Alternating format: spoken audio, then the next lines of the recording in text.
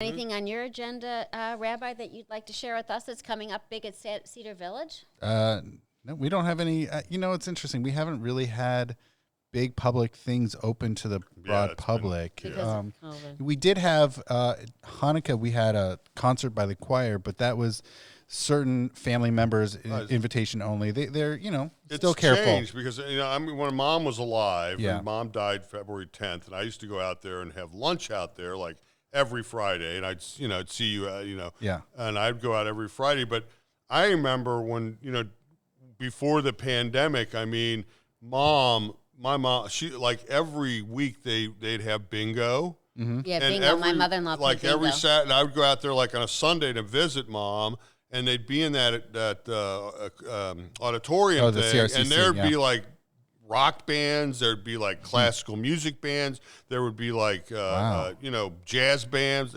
There was always some kind, and there were some singers and stuff like that. Right on that the Mayerson that stage right there, and the place would be packed with people at like on a like a Sunday. Maybe this summer 2-3 when o'clock. you'll be able to do some things outside under a tent. Oh, outside would be nice. So one of the interesting things, in the fall, things were getting a lot. Well, both in the spring and the fall, it started going up with this Omicron. Yeah. So in the last month, there have been a lot of between staff and residents. It's just what's going on in the entire country. Right, it's just exactly. the number. It's just simple math. So we'll see when things calm down again. And I think it's one thing when we have programming for the residents.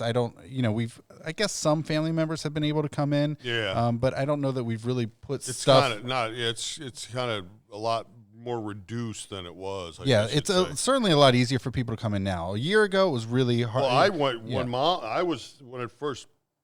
I had to have a mask, and then I had this plastic thing, face shield, and I had to glove. It was like glove.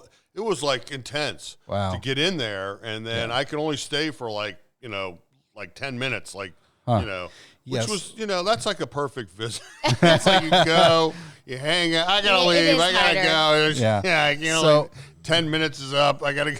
Yeah, a lot of this is that, but I loved eating lunch there. I loved doing that. I loved going there for lunch. Oh yeah, a lot of this is Ohio Department of Health, so they have to and a lot of over time, as we learn more and more what we can and cannot do with the virus, and also I think it's one thing for these various incredible restrictions to be in place for months, but as a long-term strategy, the Ohio Department of Health has relaxed a lot of these things. So now it used to be very certain circumstances that people could enter only and dire, and also for the first year of the pandemic, no clergy were allowed in. None. People were dying and they couldn't get in to see their family that year for you could not even get in. You were not allowed. It was only you could bring them to like a window and you could say hello through the window, and then you had to leave. It was So fall 2020, a year ago, was really only if someone's dying, like actively dying, could family member a certain number of family members come in. It was really restricted.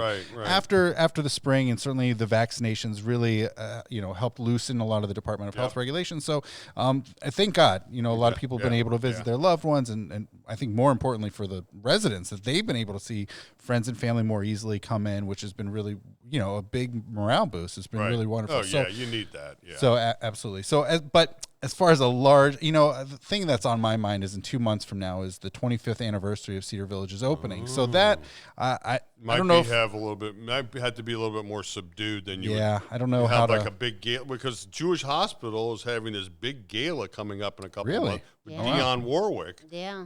And they should have like the same kind of thing at 25th anniversary. With maybe I remember when they brought the big piece of Jerusalem stone that Dr. Lenny Singer was involved with, and I remember going there for that opening. Oh wow.